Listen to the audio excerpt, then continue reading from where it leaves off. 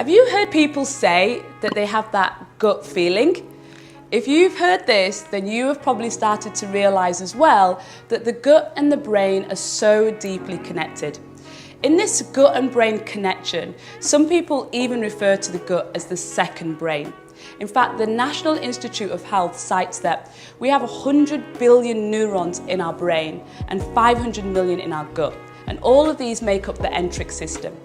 So why is this so important? Well, that constant communication is impacted by all the information that you're receiving. And when I say inputs and information being received, I mean in so many different ways. So let's think about some of these. What is the information that you're receiving in your brain and how is it affecting your gut? What is going into your gut and how could it be creating that brain fog, that cloudiness, those thoughts and feelings that you're having? All of this is a communication that happens through the vagus nerve. The vagus nerve directly communicates, passes information from the gut to the brain. If you've also heard people say, oh, I've just got those butterflies in my stomach, as well as that gut feeling, then you'll know and you've felt yourself that connection. So let's look at some of the ways that we get this information and this input into these two systems. Firstly, I want to look at the physical. So imagine like you're the type of person that you're like, oh my God, I hate working out, you know, it's so tough, it's so hard.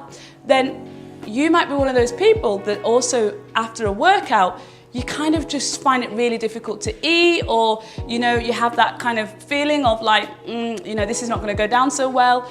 This can be one of those things that you experience as a result of information in your brain saying, I don't like this from a physical side, and then that impacting your body. Another thing that people see is that when they are looking at stress in their life, they look at, you know, how do I remove the stress, or things are so stressful, and they talk about all of these stresses. So when we communicate a lot about, you know, all the stresses in our life, the reasons why it's so stressful, sometimes that can be great to kind of clear our chest, right? To get it out there. But at some point, we know that we have to take action. We know that we need to take responsibility by doing something to remove the stress. And so one of the common things that I see are people having stress in their life and that impacting their emotions and that affecting their digestion. Because think about it, when all of these emotions, when you are in stress, your body is in fight or flight.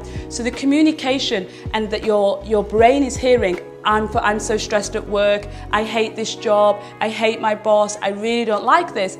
All that information is now being communicated from your brain down into your gut.